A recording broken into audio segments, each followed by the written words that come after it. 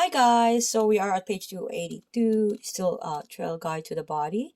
It's very interesting that I've read this book a few times, and even during my being in a massage therapy program, you know, for that almost 3 years of being in school and keep repeating and repeating, there's still words that sometimes, oh, yeah, I wasn't familiar with that much, right?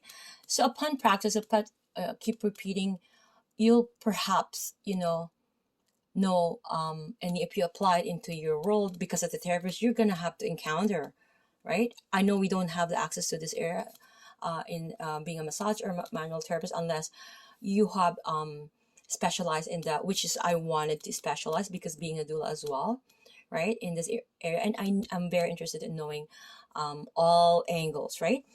So this is more learning for me, this area here.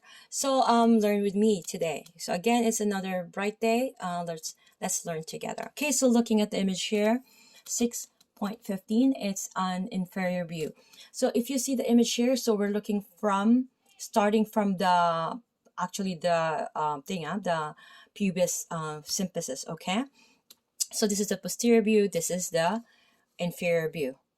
Okay, so I hope that we have established that where the pencil is pointing, where I'm writing.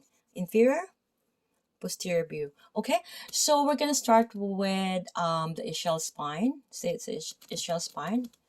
Okay, it's hard for me to be lefty, but I'm gonna try. FYI, my mom is a lefty, but able to write, to be able to do things on the right. Is that interesting? So B, posterior inferior iliac spine, and of course, the posterior superior iliac spine. And we have here the sacrum, we have the gluteal surface of ilium, and of course we have the pubis symphysis, right? And we have here the inferior ramus of the pubis, and of course, and we have here the ramus of the ischium. Sorry, we have here the obturator foramen. Okay, here, sorry, the hole. Foramen means it's a hole. We have the magnum foramen, right, in our skull. We also have the obturator foramen. It's not as big, but it is, there's two. And we have the ischial tuberosity, and we have the acetabulum. I'm not pronouncing it right, but please, my apologies. And then the coccyx. Okay, again, these two are part of the vertebral column, so keep that in mind. Okay, we're just adding it on because so you see where in reference to. Okay, so looking at the base of the sacrum here at image 6.16. Okay, we're going to just FYI, black letters indicate bones, red letters indicate bony landmarks or other structures. Okay, see bony landmarks. So black is, this is the sacrum, this is right.